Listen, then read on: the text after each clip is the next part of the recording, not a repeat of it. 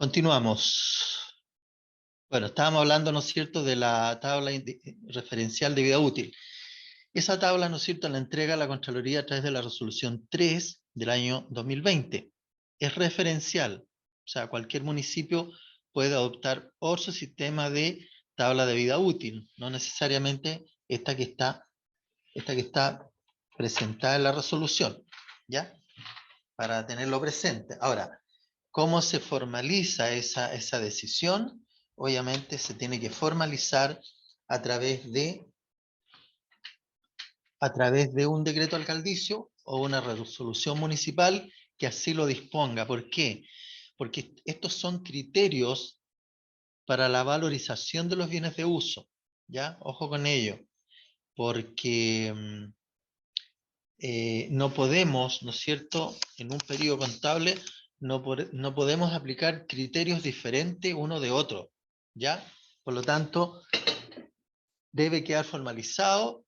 ¿Para qué? Para que todos quienes actúen y procesen esta información,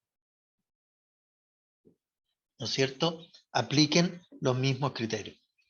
¿Por qué? Porque si nosotros aplicamos diversos criterios, obviamente la información contable financiera se va a ver distorsionada, no va a ser fidedigna, no va a ser fiable. ¿Ya? Luego tenemos, no sé si hay duda respecto a esto, es súper relevante porque tiene que ver con una decisión municipal. ¿Ya?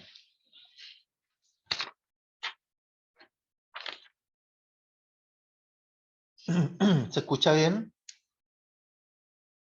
Sí, profesor, perfecto. Estamos bien, ya, gracias. Bueno, como decía antes, ¿no es cierto? La tabla referencial que aparece en la resolución 3, como su nombre lo indica, y como aparece acá, es referencial. Por lo tanto, puede ser modificada por cada municipio de acuerdo a sus características, de acuerdo a sus condiciones, etc. Luego tenemos los activos intangibles. ¿Qué se refiere a los activos intangibles? Los activos intangibles se refieren, dice, son aquellos activos identificables de carácter no monetario y sin apariencia física, ¿ya? Por lo tanto, ¿no es cierto?, podemos señalar en este rubro de activos intangibles, podemos señalar las páginas web, por ejemplo, y todos los programas computacionales, ¿ya?, que forman parte, ¿no es cierto?, de estos activos intangibles. Ahora, los activos intangibles se activan solo y cuando, ¿no es cierto?, su costo, su valor de adquisición sea igual o superior, ¿no es cierto?, a las 30 unidades tributarias mensuales. ¿Ya? Ojo con eso. Por lo tanto, ¿no es cierto?, todos aquellos bienes intangibles que no tengan ese monto original, ¿no es cierto?, sin perjuicio de que no los activo, el municipio no pierde el control, supervigilancia, ¿no es cierto?, de esos bienes. Ahora, respecto de los bienes intangibles, ¿no es cierto?, en relación a su valorización, estos bienes no se deprecian, pero sí se amortizan. Se amortizan de acuerdo a los años de vida que se le pueden haber asignado, ¿cierto? Ahora, existen bienes intangibles con, ¿cierto?, con duración finita, y también existen bienes intangibles con vigencia indefinida. Y dentro de los bienes intangibles que tienen una vida indefinida, nos encontramos respecto de los derechos de aprovechamiento de agua. ¿Ya? Aquí, ¿no es cierto?, yo creo que muchos municipios deben tener derecho a aprovechamientos de agua. En ese caso, estos derechos son de terminación indefinida, salvo, ¿no es cierto?, que el municipio, por tratarse de un bien inventariable que forma parte del activo, disponga su venta a través de alguna licitación pública. Acuérdense ustedes que los bienes municipales, su disposición, ¿no es cierto?, está dada en la Ley Orgánica Constitucional de Municipalidades, ¿no es cierto? Aparece por ahí lo que es la donación, ¿no es cierto? Lo que es la baja, lo que es el, ¿no es cierto?, el retiro, el término de uso de los bienes de uso respectivo y cuáles son su finalidad o el destino que se le van a dar a esos bienes, ¿ya? Que puede ser a través de la donación, puede ser a través de la licitación o puede ser a través de la venta. Ahora, todas estas exclusiones de los bienes del activo, ¿no es cierto?, deben ser aprobados por el Consejo Municipal, ¿ya? No sé si hay alguna otra consulta. ¿Dudas? Profesor, ¿Sí? en la diapositiva que está mostrando en pantalla, ¿no es la misma de lo que está leyendo? La definición de... Tengo solamente los títulos y voy explicando los títulos. Estamos acá. No sé si ve allí la Sí, ahora manito o sí. el cursor. ¿Sí? Sí, Eso estoy explicando, los activos intangibles. ¿Ya? ya. O sea, yo voy considerando los títulos, pero a su vez voy explicando cada uno de los conceptos. No sé si me explica. ¿Sí? Sí, ¿Ya? Y lo ideal es que ustedes también vayan trabajando con la resolución 3, porque esto tiene que ver con la resolución 3 de la Contraloría, ¿ya? Que tiene que ver con toda la parte conceptual, ¿ya? Luego, ¿no es cierto?, terminamos los activos intangibles, pasamos a las propiedades de inversión, ¿ya? Y las propiedades de inversión generalmente son bienes inmuebles que la municipalidad construye o efectúa con el ánimo de tener algún tipo de inversión futura. ¿Y cómo puedo obtener la inversión futura? A través del arrendamiento, ¿ya? A través de ese mecanismo puede, ¿no es cierto?, obtener rentabilidad de estos bienes de inversión, ¿ya? Ahora, existe la posibilidad de que nosotros tengamos como municipio bienes de uso, bienes inmuebles de uso, pero que posteriormente pueden cambiar su destino. Cuando cambian el destino, estas propiedades tienen que hacerse la reclasificación de las cuentas, ¿ya? Si yo tengo una propiedad, ¿no es cierto?, que se construyó para inversión, pero luego la transformo en un bien de uso para las dependencias del municipio, en este caso, yo tengo que cambiarle el sentido, ¿no es cierto?, del registro contable, porque aquí la idea, y así lo establece la normativa, es que el plan de cuenta en ese sentido es súper claro al señalar en qué consiste cada uno de los conceptos y las cuentas que intervienen en el plan de cuenta. Por eso, por ejemplo, digo que cuando el municipio construye un bien inmueble, ¿no es cierto?, para, para uso interno, ¿ya?, pero que posteriormente lo destina a arrendamiento, a generar rentabilidad, tiene que reclasificarse en la cuenta que corresponda. ¿Por qué? Porque de otra manera, ¿no es cierto?, vamos a estar distorsionando la información contable respectiva. Vamos a estar informando bienes de uso en circunstancias que ha cambiado de destino esos bienes y se han transformado en bienes, ¿no es cierto?, de inversión. Luego tenemos los costos de estudio y proyecto. Bueno, aquí súper claro, ¿no es cierto? Aquí se van imputando todos los costos que signifique los proyectos de inversión y por otro lado también, ¿no es cierto?, todos los costos que implican la ejecución de estudios básicos, estudios de inversión, etc. ¿Ya? O estudios que forman parte del proyecto en sí. Y aquí podemos definirlo como, ¿no es cierto?, si lo miramos desde el punto de vista del gasto, del desembolso, estamos hablando del subtítulo 31. ¿Ya? Luego tenemos las concesiones. ¿Qué habla de las concesiones, la normativa? Claro, aquí las concesiones están dadas especialmente referente a el traspaso de administración de ciertos activos de propiedad municipal a un privado.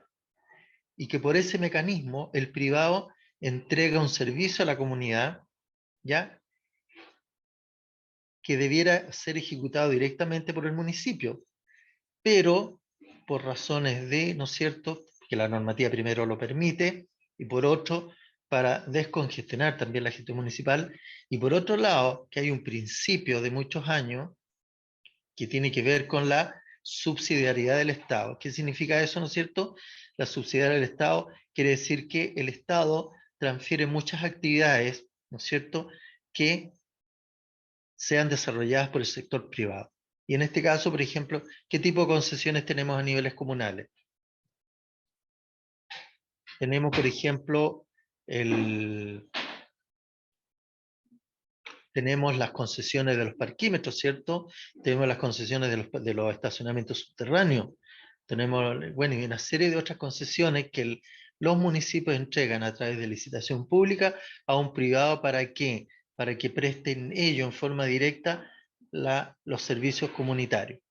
Obviamente que el municipio, ¿no es cierto?, tiene que pagar ciertos servicios, ciertos derechos para que se preste ese servicio, como también, ¿no es cierto?, el concesionario pagarle al municipio por la generación de rentabilidad que le pudiese dar ese activo que está entregado en concesión.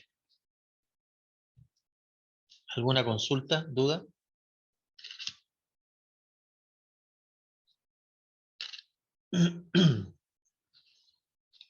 Ya, tenemos, ¿no es cierto?, los arrendamientos. ¿Y qué habla de los arrendamientos? Bueno, los arrendamientos está basado en una, ¿no es cierto?, la ejecución de un contrato, ¿no es cierto?, el cual una de las partes arrendadoras, en este caso el municipio, cede a la otra, el arrendatario, el derecho de usar un determinado activo a cambio de percibir una suma única de dinero o una serie de pagos u cuotas durante un periodo de tiempo determinado. Bueno, aquí también, ¿no es cierto?, se incluyen, cuando hablamos de arrendamiento, se incluyen los arrendamientos, ¿no es cierto?, con opción de, el arrendamiento con opción de compra, ¿ya? Y esto tiene que ver con los leasing financieros. ¿Ah? Yo no sé si hay municipios que tienen leasing vigente hoy día, de los municipios que están conectados.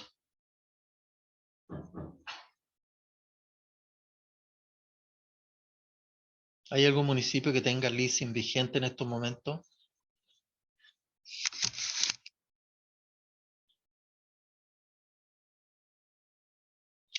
A ver.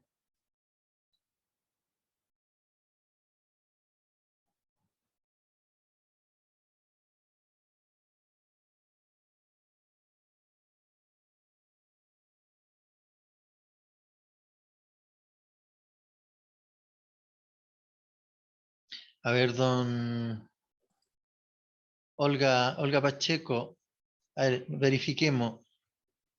No sé si ve el cursor. Estoy usted me pregunta por la diapositiva. Capítulo segundo, normativa. ¿Sí? Contésteme, por favor. ¿Sí? Ya, ahí estoy. Esta es la diapo que estoy proyectando. Lo que pasa es que vuelvo a repetir. Estoy explicando cada uno de los conceptos que componen la resolución número 3 del año 2020. Y estamos acá en los arrendamientos. No sé si me puede ver el cursor donde tengo ubicado el cursor. Sí. Sí, profesor, se ve perfecto. Ya, ahí estoy hablando yo en estos momentos del arrendamiento. Es que pareciera que la persona que me escribió en el chat, ¿no es cierto?, decía cuál era la diapositiva que estaba pasando. La verdad que es esta, la que estamos viendo, pero yo vuelvo a repetir, voy explicando cada uno de los conceptos, ¿ya? Sí, Pero, porque disculpe que le interrumpa, profesor. sí, Sí, las diapositivas son una guía, en definitiva. No está exacto, todo es escrito en las diapos. exacto, por eso va la explicación en cada uno de los conceptos, y por otro lado, ustedes también, como tienen la resolución número 3, también tienen que reforzarse con la explicación más explícita que tiene la resolución número 3. Aquí por razones de tiempo, por razones logísticas, ¿no es cierto? Ahora, distinto sería si lo pudiésemos hacer presencialmente, que sería totalmente diferente y que es, ¿no es cierto?, obviamente, desde mi punto de vista, es más enriquecedor porque se produce ahí una relación alumno y se van aclarando las dudas, ¿cierto? Pero en estos momentos es el sistema que tenemos y en esto estamos. ¿Ah? Por lo tanto, esta es como la guía de los temas que yo voy explicando, ¿ya? Que lo voy explicando desde el punto de vista conceptual y también me voy apoyando, obviamente, en la resolución 3, ¿ya? Porque hay algunos conceptos muy específicos que de igual forma hay que reforzarlos, ¿no es cierto?, de acuerdo a lo que dice la resolución. Pues yo tampoco puedo inventar conceptos, ¿ah? La idea es poder transmitir los conceptos que se están aplicando en este sistema de NIC SP. Por lo tanto, ¿no es cierto?, hablábamos recién del leasing financiero, que es un sistema de arrendamiento con opción de compra, ¿ya? Pero en el fondo también es un sistema de financiamiento. ¿Y qué significa el sistema de financiamiento? Significa que el municipio, ¿no es cierto?, está adquiriendo una deuda, se está endeudando. Y para eso, ¿no es cierto?, requiere de la autorización del Ministerio de Hacienda a través de la Dirección de Presupuesto. Por lo tanto, estos compromisos no los puede adquirir en forma directa el municipio por decisión propia, sino que tiene que ver, ¿no es cierto?, con un nivel de endeudamiento a los cuales pueden adquirir los municipios, y eso lo verifica a través de la Dirección de Presupuesto, en la cual, ¿no es cierto?, para poder dar aprobación, solicita una serie de antecedentes previos, como son los balances de ejecución presupuestaria. ¿Y eso para qué? Para determinar si la municipalidad tiene la capacidad financiera para poder pagar el compromiso que se está adquiriendo en este caso, que podría ser más que el año presupuestario y comercial o contable, puede traspasarse a ejercicios posteriores, ¿ya? Es por eso que el ministerio solicita, evalúa, y ellos son los que autorizan, ¿no es cierto?, de acuerdo a los antecedentes proporcionados por el municipio, si es factible que el municipio pueda adquirir este compromiso a través de este proceso, ¿ya? ¿Hay algún municipio que haya operado con leasing o que esté operando con leasing? Generalmente, el sistema de leasing, lo más habitual en las empresas es el arrendamiento de vehículos, ¿ya? ¿Por qué? Porque se planifican durante los años de vida útil que tenga el vehículo y se renueve automáticamente, ¿no es cierto?, el contrato, y se van reponiendo los vehículos o los bienes que se requieren para el funcionamiento. Ahora, como ejemplo, ¿no es cierto?, existen las empresas mineras. Las empresas mineras trabajan mucho con los leasing. ¿Por qué? Porque los vehículos, producto de la actividad, se van deteriorando mucho, por lo tanto, terminados los años de vigencia del contrato leasing, automáticamente lo renuevan y les van, ¿no es cierto?, renovando el equipamiento. ¿Ya? ¿Alguna duda, consulta?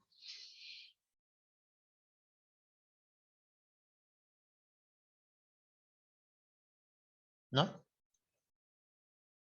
¿Se escucha o no? Silvia, ¿estamos bien de sonido? Profesor, perfecto. Súper bien, súper bien. Sí, ya, es que me preocupa de repente el no silencio. El silencio, ¿ah? Me da la idea que estoy hablando solo, porque no tengo receptores. Debe ser la hora, profesor, debe ser la hora, las 12, las 9. Sí, la hora, exacto. Ya, seguimos entonces. Bueno, tenemos después lo que es la agricultura, y no sé, me merecerían dudas que algún municipio desarrolle alguna actividad de tipo agrícola, ¿ya? Salvo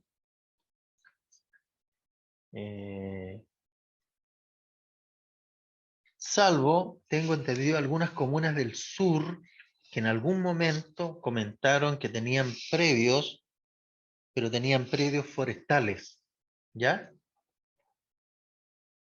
Que ahí podría, ¿no es cierto?, aplicarse esta normativa. Pero lo normal es que los municipios ¿no es cierto?, no desarrollan este tipo de actividades, por cuanto también tiene que ver con una actividad que persigue, entre comillas, fines de lucro. ¿Ah? Por lo tanto, ¿no es cierto?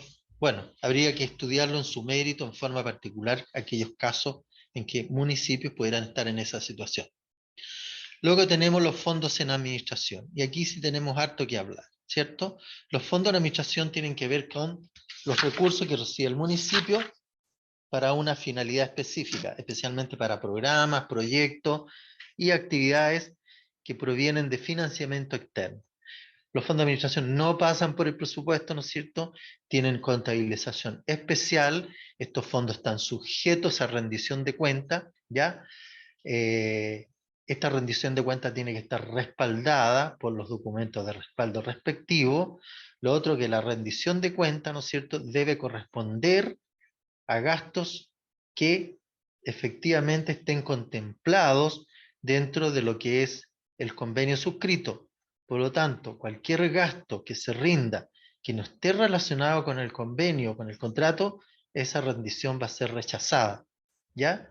Y si no es subsanada las observaciones, ¿no es cierto?, en ese caso, de aquellas partes no subsanables que definitivamente no se puedan comprobar o que no se ajusten a la normativa, el municipio debe devolver esos recursos. Ojo con eso, ¿ah? Hay que tener cuidado porque de igual forma podemos generar algunos gastos, ¿ya?, pensando en que pueden tener cabida en ese programa, pero yo creo que hay que ser súper cauteloso. Ya hubo un municipio por ahí respecto a los fondos COVID, ¿ya?, que el Ministerio del Interior rechazó el gasto. ¿Y qué tuvo que hacer el municipio? Bueno, devolver los fondos, pero también era un gasto. ¿Quién lo asumía? Lo tuvo que asumir el municipio, ¿ya? Gasto que no estaba contemplado dentro de la planificación financiera. ¿Alguien quería comentar algo? Bueno, profesor, a nosotros nos pasó esa situación, ¿Ya? pero obviamente no tiene que ver con la materialidad de este curso. ¿Ya? Y nosotros no hemos hecho el ajuste porque nos llegó un rechazo sin justificación, sin nada, solamente ¿Ya? por una expresión abierta del Ministerio del Interior que se reservaba el derecho a rechazar gastos. Por lo ¿Ya? tanto, cuando uno lee la resolución de ellos que otorga el gasto es muy amplia, porque dice para todas aquellas actividades y acciones que sean tendientes, ¿no es cierto?, a paliar la situación de Claro. dificultad que ha tenido la comunidad producto del COVID. Entonces ellos nos rechazan. Yo ahora tengo que hacer el ajuste para incorporarlo al presupuesto corriente de la municipalidad. ¿Y cómo lo ajusto si ellos no me dicen qué gastos se rechazaron? Sino que simplemente me dice de la rendición tanto se le rechazaron tantos montos. ¿Cómo hago yo el ajuste si no tengo el origen del rechazo ni la causal del rechazo para yo materializar el ajuste? Eso es lo que estamos pidiendo. Sí, la verdad que yo igual le doy como sugerencia. Hay profesionales que están a cargo, no sé si por regiones, por comunas, que atienden, ¿no es cierto?, los requerimientos de los municipios.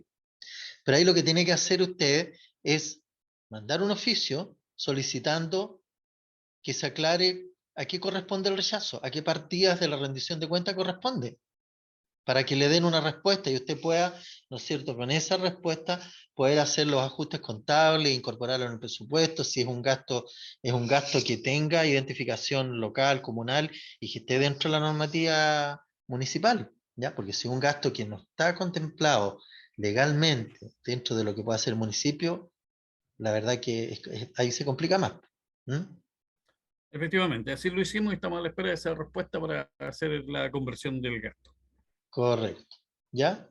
Por eso hay que ser, claro, lo que dice una de las resoluciones, ¿no es cierto?, dice que todos aquellos gastos que vayan en beneficio a la comunidad, producto de la pandemia, ¿cierto? Es relativamente, Efectivamente, así es. es súper amplio el concepto, ¿ya? A ver, en un municipio, ¿no es cierto?, se rindió por concepto de compra de alimento para mascotas, ¿ya? Claro, las mascotas andaban deambulando en la calle porque, claro, las familias en periodo más crítico no tenían cómo alimentar los perros, los gatos. Y obviamente que mucha gente largó los animales, las mascotas a la calle, ¿ya? Entonces ahí se hizo cargo la protectora de animales a nivel comunal, ¿no es cierto? Y se compró una partida de alimentos, compraron una partida de alimentos, se rindió y el ministerio la rechazó, haciendo mención que solamente, ¿no es cierto?, los gastos de fondos COVID iban destinados solamente a la solución, ¿no es cierto?, de personas y no de animales, ¿ya?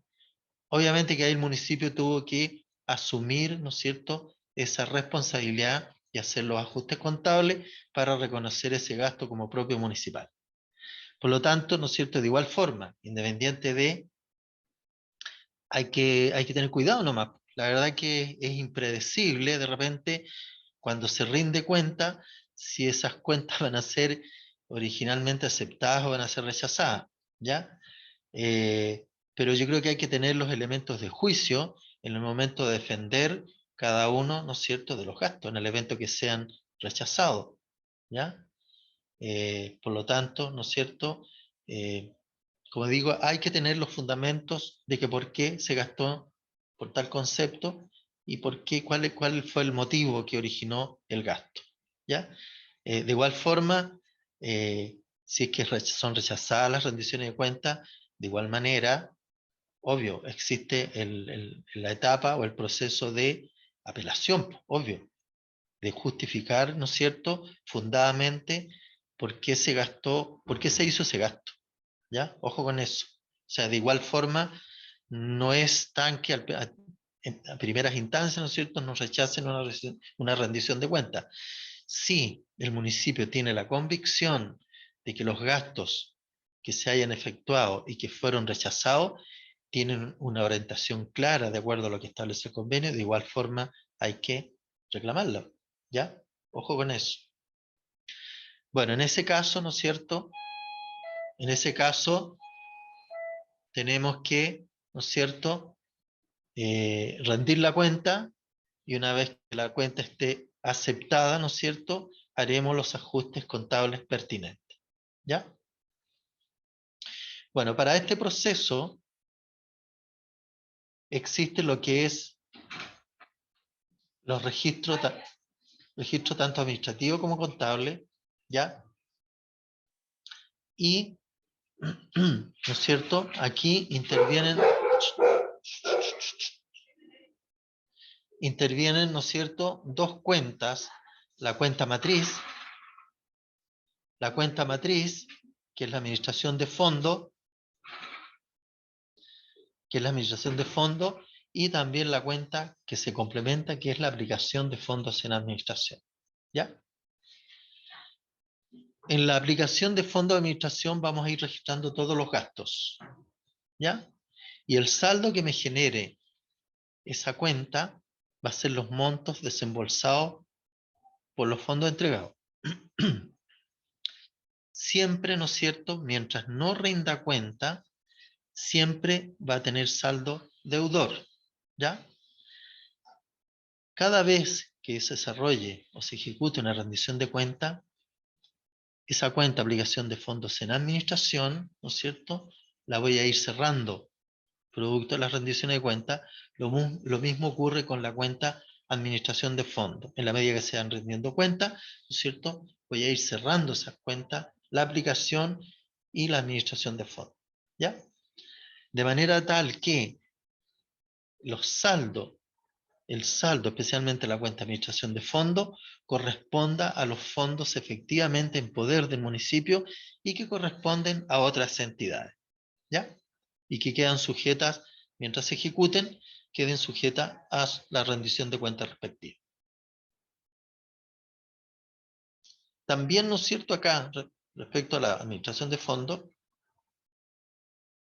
en el evento que estos fondos no sean ejecutados completamente, hay que hacer la devolución de ellos respecto de aquellos fondos no utilizados, ¿ya? Y eso se va a determinar de acuerdo a, obviamente, a los saldos que me vaya registrando las rendiciones de cuentas respectivas. Ahora, los saldos de las rendiciones de cuentas que queden pendientes tienen que corresponder a los mismos saldos que estipula la cuenta administración de fondos. Ojo con eso.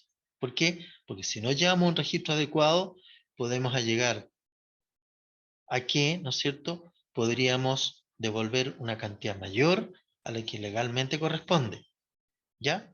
Como también podríamos devolver una cantidad menor a la que legalmente corresponde. Ojo con eso, hay que ser súper cuidadoso respecto de las rendiciones de cuentas de estos fondos, ¿ya?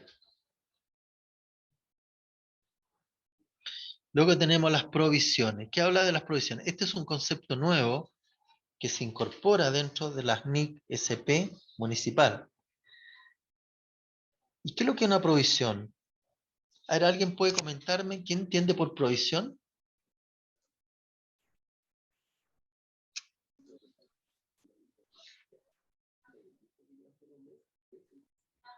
Alguien que sí. Profesor, mantener fondos en custodia para un gasto futuro, para asegurar su... Ya. Ya, perfecto. ¿Alguien más puede comentar? ¿Puede agregar algo más?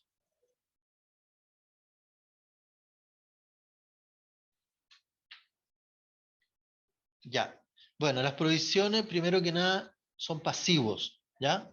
O sea, el hecho de que sean pasivos, ¿no es cierto? En este caso el municipio lo reconoce en forma anticipada, ¿no es cierto? Cierto compromiso, cierta obligación a futuro, en la cual existe incertidumbre respecto, por un lado, del plazo y por otro lado, respecto del monto, ¿ya? Generalmente,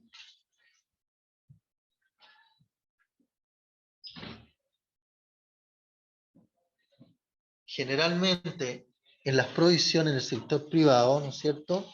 Estas provisiones se hacen con cargo a las utilidades, ¿ya?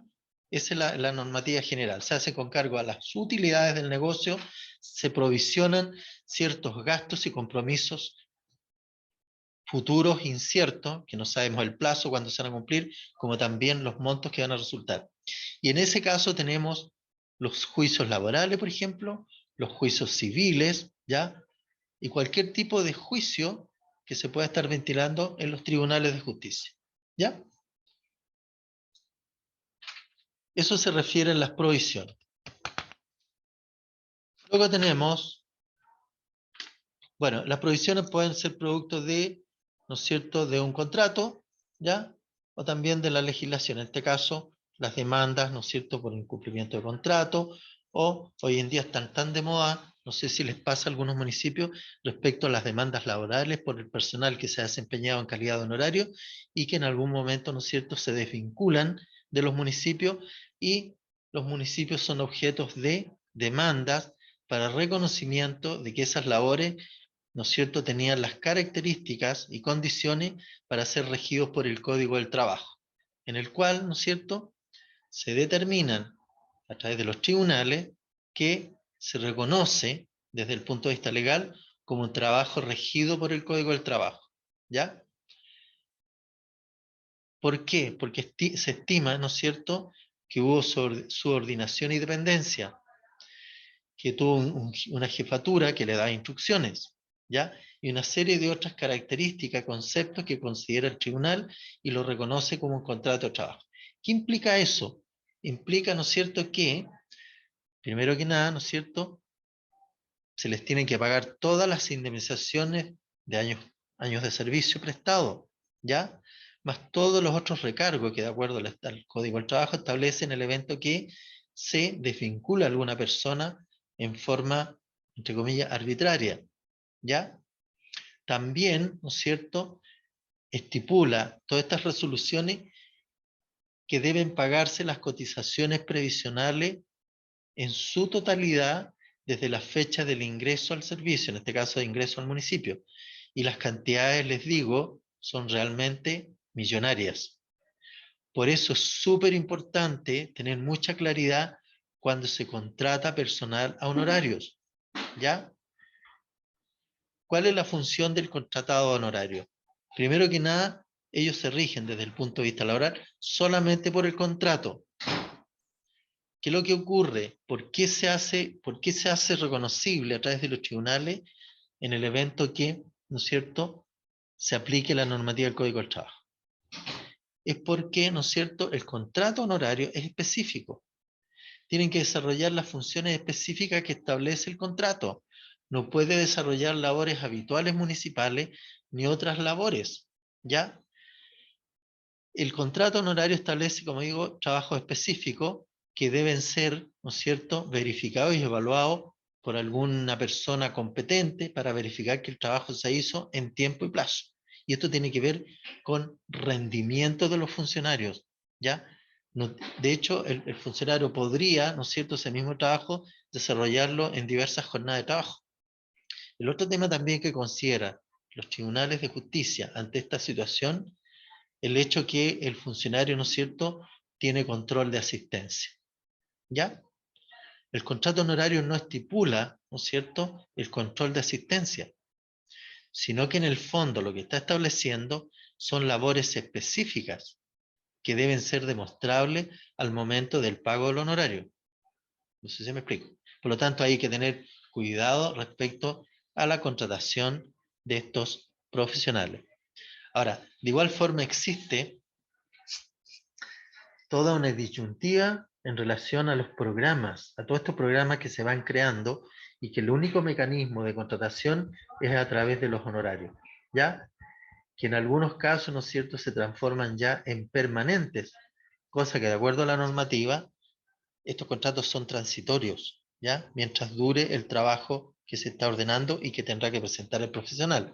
Aparte que la contratación honorario está basada ¿para qué? Para aquellos profesionales, técnicos, expertos, ¿no es cierto?, en materias específicas, así dice la normativa.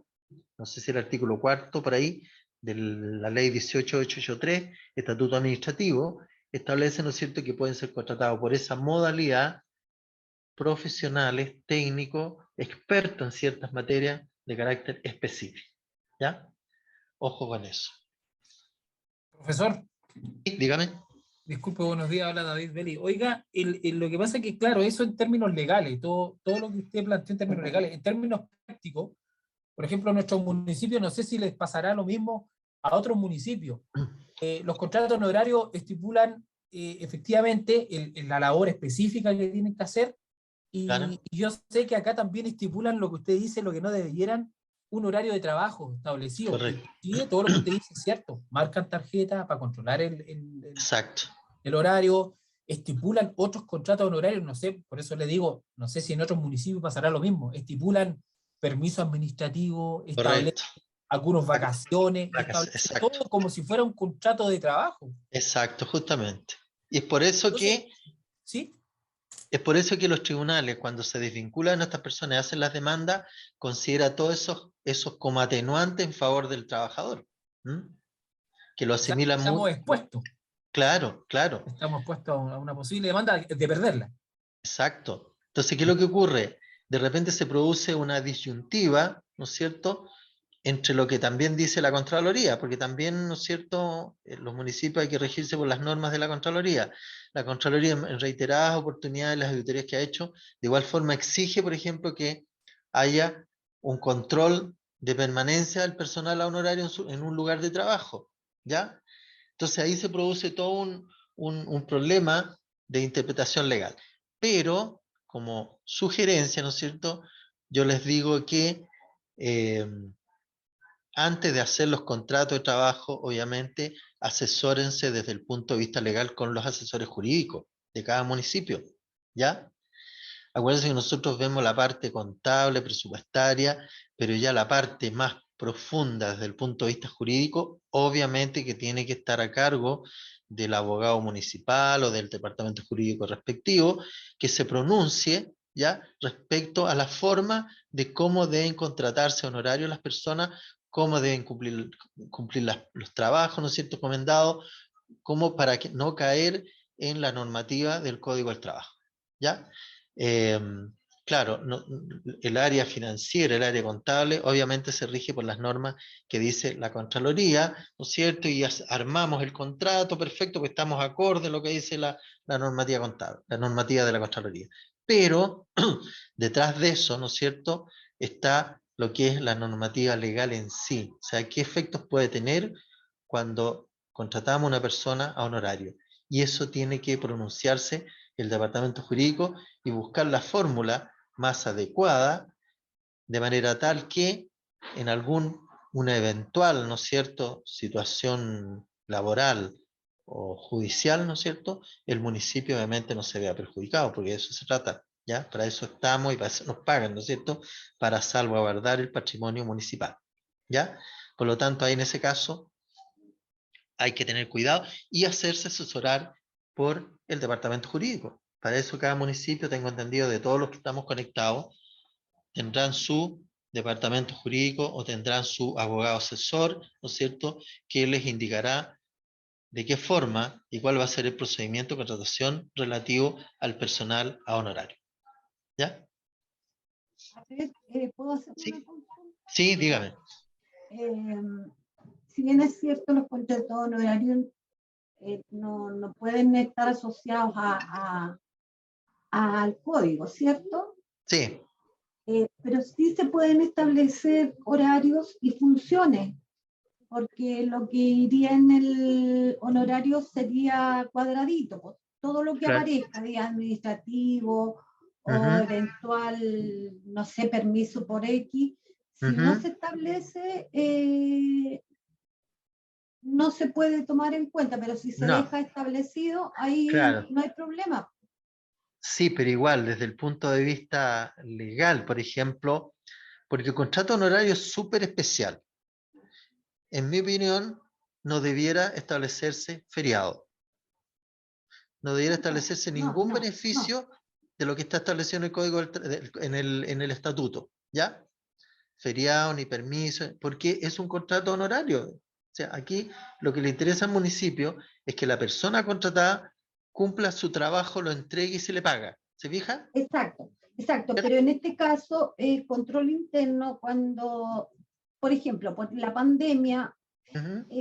se autorizó a contratar técnicos o profesionales de la salud a tiempo completo y estos son a honorario, Correcto. ¿ya? Entonces, como están por las 44 horas semanales, ¿cierto? ¿Sí? También se les otorga en el mismo contrato o un beneficio de, o sea, se puede otorgar un beneficio de administrativo, solo administrativo, por ¿Sí? ejemplo. ¿Mm? Pero si no se deja establecido, no se puede entregar. No, por supuesto. No, si lo A miramos eso desde me ese punto de refiero. vista, perfecto, está bien. Todo lo que pueda estar establecido en el contrato se tiene que cumplir. Ahora, Lógico. el tema está, ¿cuán legal es eso que está establecido en el contrato? ¿Se fija? Ya, pero ahí que dice, bueno, la contabilidad descansa en el control interno, ¿cierto? Ujú, sí, Y si hay un control interno que va a avisar y va a autorizar el pago, es porque estaría dentro de lo legal, entre exacto. comillas, Pero ¿cierto? nos, claro, pero hay que tener en cuenta que nosotros sabemos que puede haber algún tipo digamos, de eventualidad que pudiera surgir alguna demanda, ¿cierto? Pero para eso previamente, por eso les sugiero que lo analicen y lo vean No, previamente, si todos los revisan los jurídicos, ¿correcto? ¿Ya? sí, independiente, ahí está, es lo que usted explica, ¿Sí? independiente de la legalidad, ¿cierto? Pero si está establecido y el funcionario firmó, no ¿Sí? podría presentar una demanda porque firmó que está en conocimiento que solo se le otorgará o que sí cumplirá horario de trabajo en Ujú. la función que se requiere. Entonces, yo pienso que si está avisado por Contraloría y por jurídico, además firmado por el funcionario, no podría haber una demanda. Claro, lo que pasa es que es voluntario, ese asunto, digamos, existe libertad de mandar o demandar, ¿no es Ah, cierto? lógico, ¿no? Si Claro. eso está bien, Entonces, si pero la persona, si ya existen antecedentes respecto de resoluciones que han favorecido a los trabajadores respecto de ese tipo de contratos, obviamente que la gente va a poner las demandas porque va a querer no, sacar sí, quizá o sea, algún igual pueden beneficio. sacar provecho, Sí, por aunque esté todo supuesto. en regla. Exacto, claro, claro, porque, a ver, nosotros lo podemos interpretar bien, lo vamos a entender, ¿ya?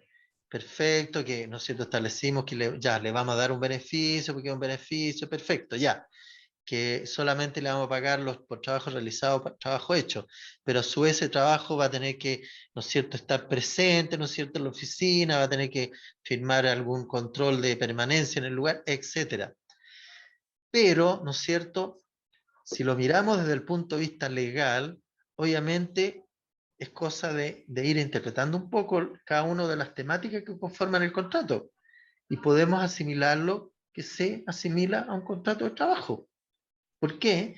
Porque le estamos pidiendo, ¿no es cierto?, asistencia, le estamos pidiendo control de asistencia, ¿ya? Lo más probable es que tenga a alguna persona superior, ¿no es cierto?, está supeditado a instrucciones superiores, que también está, acuérdense, usted está establecido en el Código del Trabajo, ¿cierto?, cuando existe la dependencia, ¿no es cierto?, subordinación y dependencia respecto de un trabajo, y en ese caso se produciría. Pero para nosotros sí, está bien, está correcto. Pero cuando lo que ocurre acá es que cuando se desvinculan las personas, pues si mientras está vigente el contrato, se le paga, perfecto, estamos todos bien. Pero cuando se desvincula, ¿no es cierto?, algún trabajador, generalmente, como ya se sabe que las resoluciones de los tribunales es favorable a los trabajadores respecto de este tipo de contratación, obviamente que vamos a quedar expuestos a que el trabajador, ¿no es cierto?, demande al municipio para pedir los beneficios que según, ¿no es cierto?, que lo asesore corresponde a un contrato de trabajo. ¿Se fijan? Y esto ha sido al final es una disyuntiva bastante complicada, porque en definitiva, ¿no es cierto?, los municipios, para que no se vieran eventualmente sujetos a este tipo de acciones, debiera contratar honorarios y honorarios derechamente como honorarios nomás, ¿ya?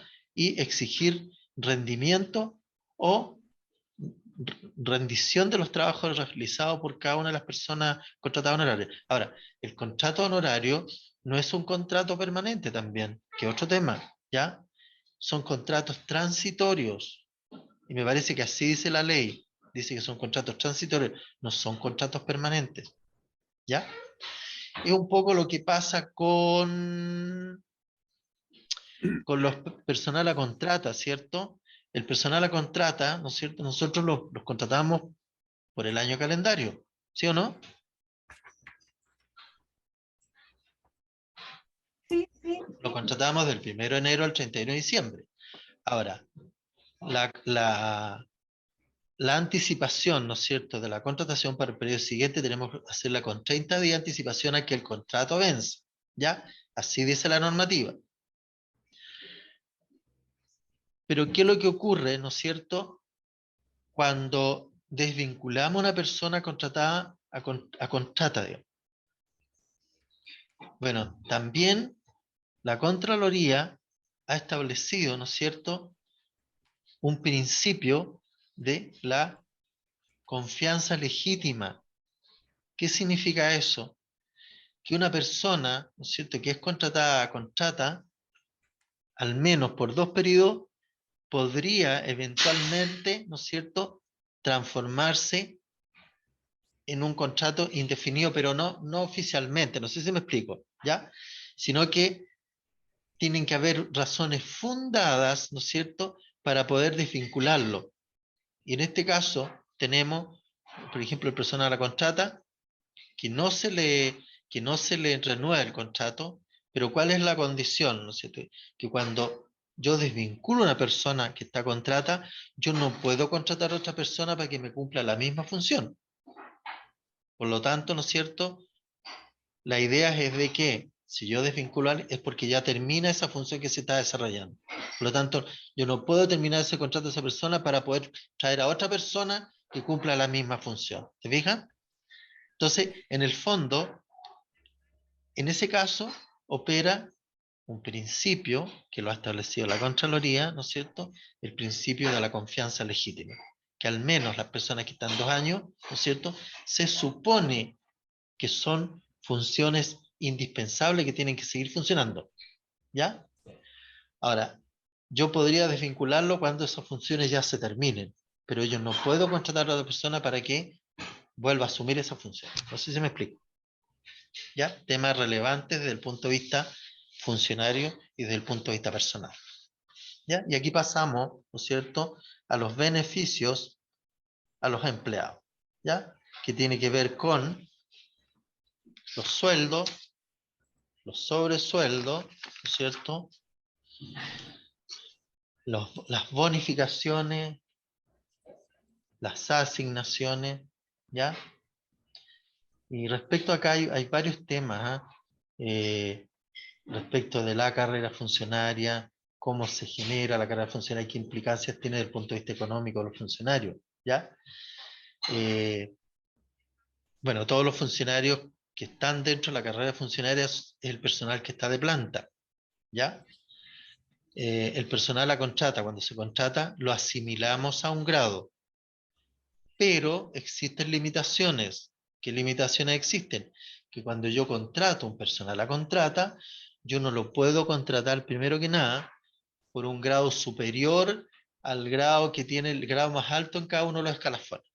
Por ejemplo, si el escalafón profesional, el tope es grado 5, no se puede contratar a un profesional grado 4. El tope es 5. ¿Se fijan? ¿Ya? Esa es como una limitación. Lo otro, ¿no es cierto? El personal a contrata no puede ejercer, ¿no es cierto? Puede ejercer funciones de jefatura. El personal a honorarios no puede ejercer funciones de jefatura. ¿Por qué? Porque no tiene responsabilidad administrativa. ¿Ya? Esa es la gran diferencia también con la contratación a honorario. ¿Ya? Porque los funcionarios no tienen responsabilidad administrativa. No pueden ejercer funciones de fiscalización, los contratos honorarios. No pueden desarrollar, ¿no es cierto?, funciones de recaudación de recursos. ¿Ya? Bueno, y no pueden tener bienes a su cargo porque no tienen responsabilidad administrativa. ¿Ya? No les es aplicable en ese sentido la relación que existe desde el punto de vista contractual respecto al contrato honorario. No existe, ¿no es cierto?, responsabilidad administrativa y el mismo estatuto así lo establece. ¿Ya? También tenemos, ¿no es cierto?, que los beneficios de los empleados desde el punto de vista de bonos, ¿no es cierto?, cuando no son pagados oportunamente los bonos por A, B o C motivo, por omisión, por lo que sea, ¿no es cierto?, pasados 6 meses, esos bonos prescriben. Ya no existe obligación de que el municipio los pague. ¿Ya? Y eso también está establecido en el Estatuto Administrativo de los Funcionarios Municipales, la Ley 18883. ¿Ya?